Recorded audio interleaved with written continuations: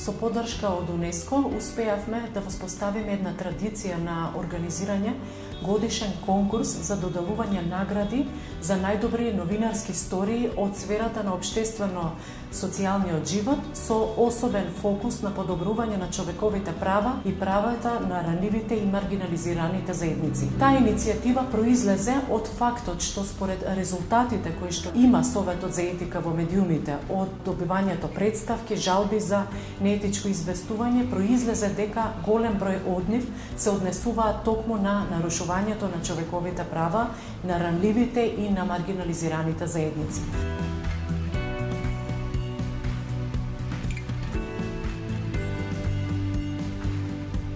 Комуникацијата со јавноста и со граѓаните е исклучително значајна за да се унапреди работењето на ова саморегулативно тело и за да формираме мрежи на соработка кои што ќе ни овозможат да се подобри професионализмот во новинарското известување. Во текот на оваа година УНЕСКО не поддржава организирање на 2 јавни седници на Комисијата за жалби и отворени денови на Советот за етика во медиумите. Едната јавна седница беше организирана во текот на месец февруари во општина Гостивар, каде што со представници на медиумите, граѓанскиот сектор, институциите, представници од општина Гостивар, зборувавме за начинот на кој што функционира саморегулацијата, кои се придобивките од медиумската саморегулација, но и за случај на непрофесионално и неетично известување. Другата отворена седница на Комисијата за жалби при Советот за етика во медиумите беше организирана во општина Штип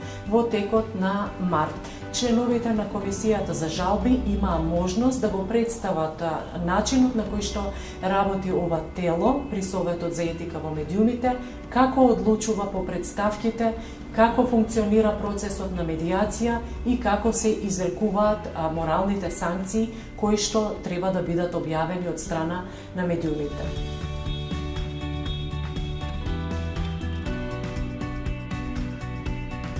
Соработката со колегите од Советот за етика во Албанија, кој што е еден од последните совети за етика кои што се формираа на Балканот,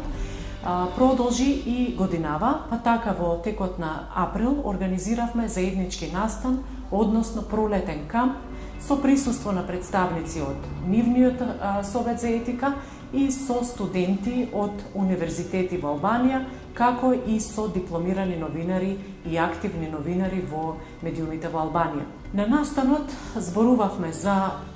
начинот на кој што треба да се справиме со лажните вести, со говорот на омраза во медиумите, начините на кои што е потребно да се афирмира саморегулацијата во овие 2 држави. Согледавме дека имаме доста заеднички искуства, состојбата со медиумите знае да биде доста слична, да се соочуваме со истите проблеми на еднострано известување, понекогаш и на пропагандно известување, некористење на доволно извори на информации, копи-пейст новинарство и така натаму. Со оглед на тоа што Советот за етика во Албанија беше формиран пред речиси 2 години, искуствата на Советот за етика во нашата држава беа исклучително значајни за да им се помогне во градењето на капацитетите на нивното саморегулативно тело.